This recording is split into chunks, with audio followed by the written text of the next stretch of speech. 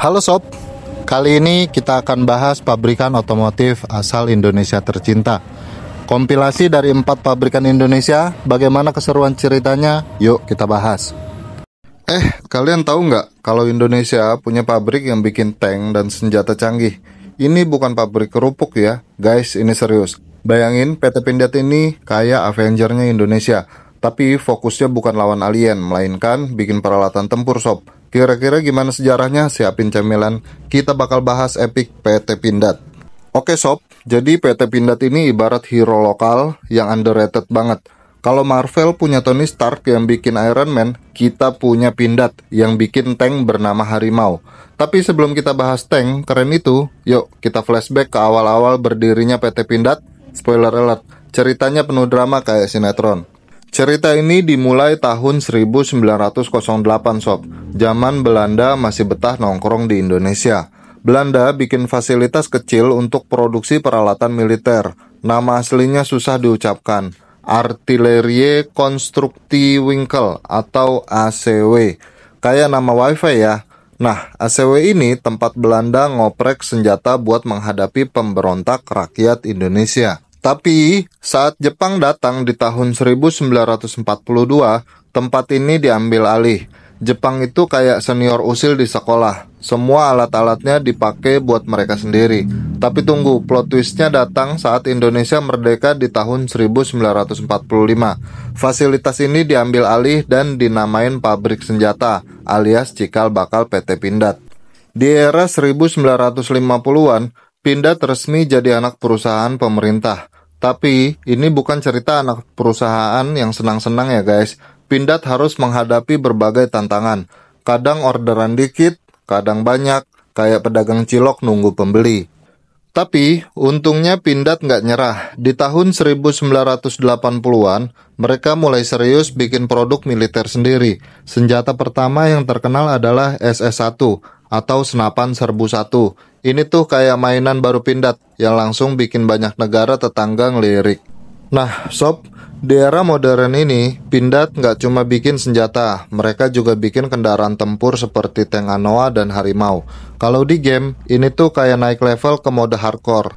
Selain itu, mereka juga bikin produk non-militer, kayak alat berat untuk konstruksi. Serius guys, Pindad itu multi-talenta banget. Bayangin aja, mereka bikin ekskavator dan senjata dalam satu pabrik. Siapa yang bisa gitu kan?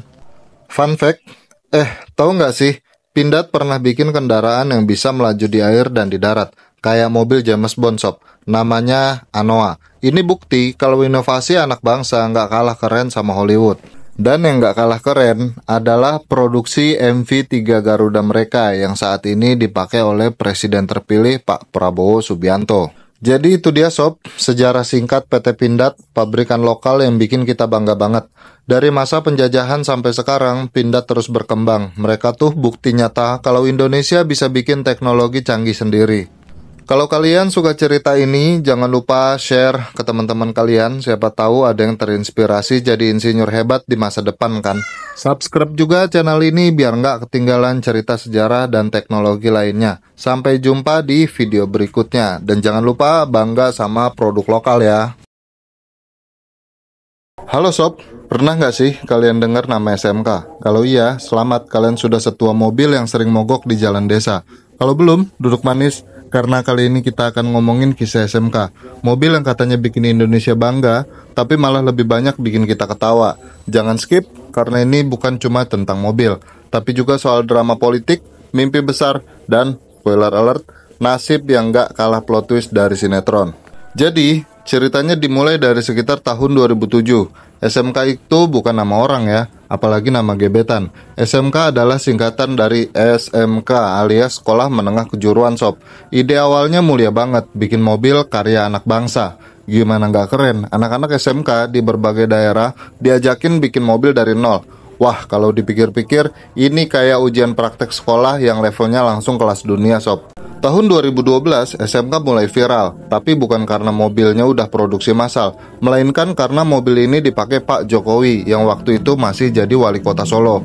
Mobilnya jadi official car-nya beliau. Gila, siapa yang nggak bangga? Indonesia punya mobil buatan sendiri. Tapi, tunggu dulu, plot twist pertama mulai muncul di sini. Pas dipakai Jokowi, mobil SMK jadi perhatian nasional. Media heboh, rakyat bangga. Tapi pas dites KIR, semacam uji kelayakan kendaraan, mobilnya gagal. Bayangin, mobil kebanggaan bangsa nggak lolos uji teknis. Rasanya kayak waktu kalian pede ngumpulin tugas, terus nilainya jelek. Tapi tunggu, drama belum selesai sob. Setelah gagal KIR, banyak yang mulai julid. Ini mobil cuma buat pencitraan doang ya. Tapi tim SMK nggak mau menyerah. Mereka bilang, santai, namanya juga proses. Ujung-ujungnya malah ngilang, kayak gebetan waktu ngeghosting. Tahun 2019, SMK tiba-tiba comeback sob. Kayak boyband yang udah lama vakum. Kali ini mereka launching mobil pickup bernama Bima. Tapi ada yang aneh, karena desainnya mirip banget sama mobil Tiongkok. Netizen mulai bertanya-tanya, ini beneran karya anak bangsa atau cuma ganti emblem? Tapi ya gitu deh, orang Indonesia kan pemaaf. Selama harganya murah, nggak peduli copy pasta atau enggak. Tapi sayang, penjualannya nggak meledak. Kenapa? Karena mobil murah lain dari brand lain asing juga lebih populer. Ditambah lagi SMK kurang promosi sob. Hingga sekarang, SMK masih ada, walau nggak seheboh dulu. Mereka bilang fokus ke produksi mobil niaga dan tetap optimis bisa bersaing. Tapi kita tahu, perjuangan ini nggak gampang sob. Dari kisah SMK, kita belajar bahwa mimpi besar butuh usaha besar juga. Tapi yang paling penting, jangan pernah malu buat mulai. Walaupun kalian nanti ditertawakan, gagal KIR, atau dicap cuma pencitraan. Tetap semangat aja. Jadi, gimana menurut kalian? Apakah SMK masih bisa jadi kebanggaan Indonesia? Atau justru tinggal cerita buat cucu nanti? Tulis pendapat kalian di kolom komentar ya. Dan kalau kalian suka cerita-cerita kayak gini, jangan lupa like, share, dan subscribe channel ini, biar kita bisa terus kasih kalian konten yang gak cuma seru, tapi juga informatif. Sampai jumpa di video berikutnya sob. Halo sob, pernah dengar mobil lokal Indonesia yang dulu katanya bikin semua orang bangga? Nah, ini ceritanya kayak mimpi anak muda yang pengen buka startup, tapi endingnya malah kayak sinetron cinta segitiga. Yuk kenalan sama Timor, pabrikan mobil Indonesia yang legendaris, tapi kok ya legendarisnya bikin ngelus dada. Awal mula ambisi besar di jalan raya. Di tahun 1996, Indonesia punya mimpi besar sob. Punya mobil nasional. Presiden Soeharto waktu itu pengen banget Indonesia nggak cuma jadi pasar mobil Jepang atau Eropa, tapi punya produk lokal. Nah, muncullah PT Timor Putra Nasional dengan semangat bak startup unicorn. Tapi tunggu, ada plot twist nih. Mobil nasional. Ini sebenarnya mobil Korea Selatan, Kia Sepia, yang diganti badge-nya jadi Timor.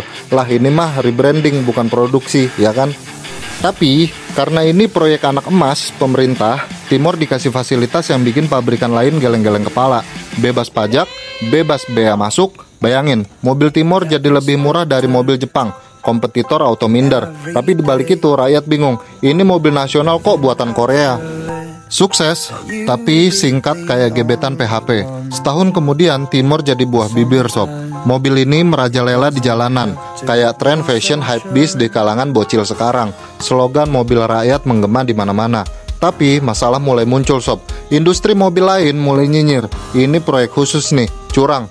Bahkan produsen Jepang yang udah lama di sini sampai ngadu ke WTO alias World Trade Organization. Singkat cerita, WTO nggak setuju sama hak istimewa Timor. Pemerintah Indonesia akhirnya kena sanksi dan disuruh stop semua perlakuan spesial buat Timor. Yah, kayak gebetan yang ketahuan curang pas main Mobile Legends, langsung auto report. Lalu, drama ekonomi dan krisis tahun 1998. Belum selesai urusan WTO, badai lain datang. Krisis moneter 1998 bikin ekonomi Indonesia ambrol. Kurs rupiah yang dulunya stabil jadi jungkir balik. Dari Rp2.000 per dolar AS jadi lebih dari Rp15.000. Proyek ambisius Timor pun kena imbas. Nggak ada uang, nggak ada investasi. Pabrik Timor di Cikampek yang baru dibangun, ya udah nganggur aja kayak rumah kosong di game Minecraft. Puncaknya, Presiden Soeharto lengser, dan Timor sebagai proyek kebanggaan era itu jadi simbol kegagalan ekonomi. Orang-orang mulai ninggalin Timor, yang tadinya bangga punya mobil nasional, sekarang malah malu. Dari jalan raya ke jalan kenangan, sekarang Timor cuma jadi cerita nostalgia buat generasi lama, dan bahkan meme buat generasi sekarang. Mobilnya ini sih masih ada, tapi kebanyakan udah dimodifikasi jadi mobil balap liar atau sekedar pajangan di garasi. Kalau Timor ini manusia, mungkin dia bakal bilang, aku ini mobil lokal tapi kok rasanya nggak dihargai ya. Jadi, pelajaran nih buat kita semua sob. Kalau mau bikin sesuatu, jangan cuma sekedar ambisius, tapi pikirin juga fondasinya. Jangan-jangan kita ini kayak Timor, sibuk jadi ikon nasional, tapi lupa cari tahu siapa yang bakal dukung kita terus. Kayak kamu yang gak pernah chat gebetan duluan. Kalau kamu suka cerita-cerita sejarah otomotif yang dikemas seru kayak gini, jangan lupa subscribe channel BBM ya sob, like video ini dan share ke teman-teman kamu. Siapa tahu ada yang pengen nostalgia bareng. Tuliskan juga di kolom komentar kamu pernah naik mobil Timor atau enggak, atau malah belum tahu sama sekali. Yuk diskusi seru di kolom komentar. Sampai jumpa di video berikutnya sob.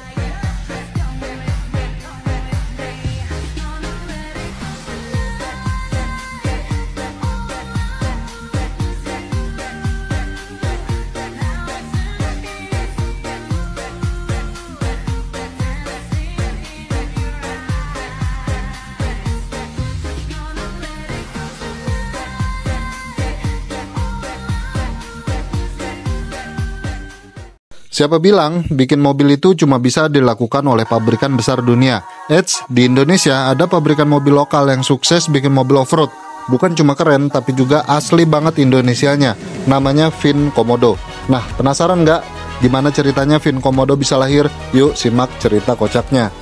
Bayangin, tahun 2005-an, di tengah hiruk-pikuk dunia otomotif yang penuh merek asing, ada satu orang Indonesia yang kepikiran, ngapain nunggu impor terus? Kenapa nggak bikin mobil sendiri aja? Lagian, jalanan di desa kan nggak cocok buat sedan-sedan kayak mereka. Itulah awal mula ide gila seorang pria bernama Insinyur Ibnu Susilo, bapak di balik Vin Komodo.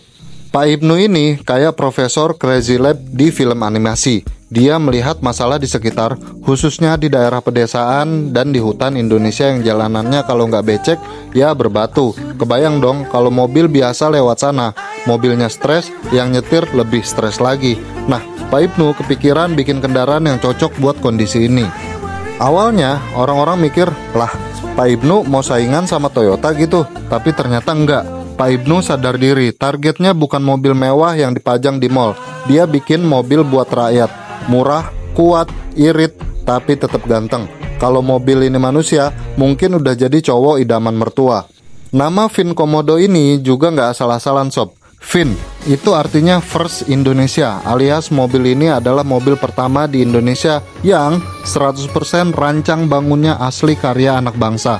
Sedangkan Komodo, ya pasti kebayang dong, kayak hewan legendaris Indonesia yang tangguh banget itu. Jadi nama Vin Komodo tuh punya makna, mobil tangguh asli Indonesia. Keren kan? Awalnya, Vin Komodo diproduksi di bengkel kecil. Kalau diibaratkan, bengkel ini kayak warung burjo, kecil tapi isinya power. Tim mereka bikin desain dari nol, semua manual. Kayak bikin kerajinan tangan tapi hasilnya mobil. Bahkan mesin awalnya dirakit sendiri dengan komponen lokal dan sedikit bantuan Jepang. Lucunya, waktu Vin Komodo pertama kali diuji coba, orang kampung sampai ngumpul buat nonton, kayak nonton balap liar, tapi lebih berfaedah. Ada yang komentar, ini mobil atau becak masa depan. Ada juga yang bilang, nanti kalau jadi mobil transformer, kasih tahu ya pak. Tapi mereka semua salut sama usaha Pak Ibnu. Vin Komodo didesain sederhana, nggak banyak aksesoris aneh-aneh, tapi jangan salah, fiturnya udah oke banget buat off-road. 1. Bodi ringan tapi kuat, kayak kamu waktu PDKT, kuat mental tapi santai. 2. Mesin 250cc, nggak terlalu kencang tapi cukup buat ngelewatin medan berat. 3. Bisa angkut barang atau orang di jalan yang mobil biasa nyerah duluan. Mobil ini juga hemat banget. Kalau moto trail ibarat anak muda boros yang sering beli bensin premium, Vin Komodo ini bapak-bapak yang hemat pakai Pertalite.